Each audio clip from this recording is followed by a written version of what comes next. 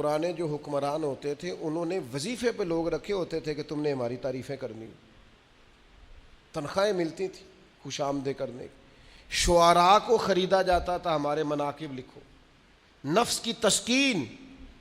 لیکن کچھ رب کے بندے ایسے بھی تھے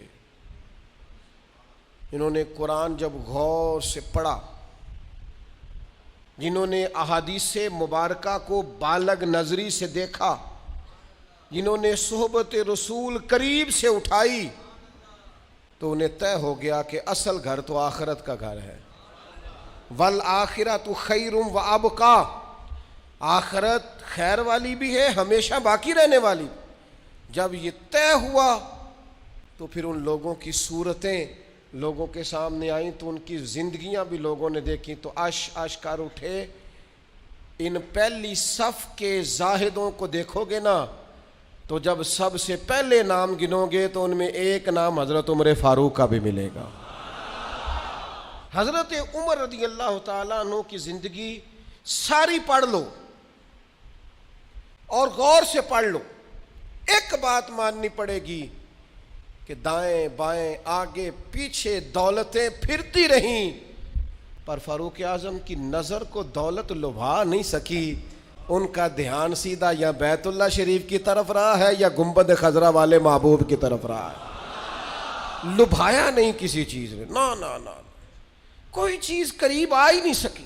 حضرت سعد بن ابی وقاص رضی اللہ تعالیٰ عنہ کا ایک قول ہے، اور درجنوں بیسیوں سینکڑوں باتوں اور کتابوں کا نچوڑ ہے۔ حضرت سعد بن ابی وقاص رضی اللہ تعالیٰ عنہ بیان کرتے ہیں، مصنف ابن ابی شیبہ میں موجود ہے۔ حضرت سعد بن ابی وقاص کہتے ہیں، مجھے اللہ کی قسم عمر کوئی ہم سے مقدم آدمی نہیں تھے، لیکن درجہ بہت زیادہ لے گئے، کو پہلے نہیں آئے، ان سے پہلے بھی لوگ آئے۔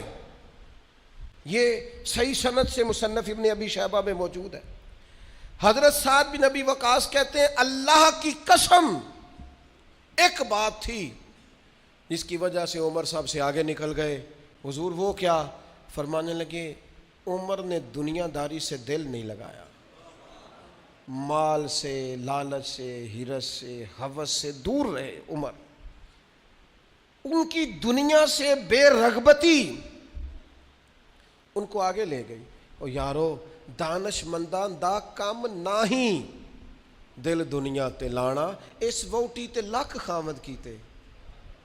درویش سے پوچھا، حضور کہنے لگے، حضور یہ زمین میری ہے، تو ہنس پڑے، کہنے لگے تیرے سے پہلے کس کی تھی اور تیرے بعد کس کی ہوگی؟ دانش مندان دا کام نہیں، دل دنیا تے لانا، اس ووٹی تے لکھ خامد کیتے، جو کیتا سو کھانا۔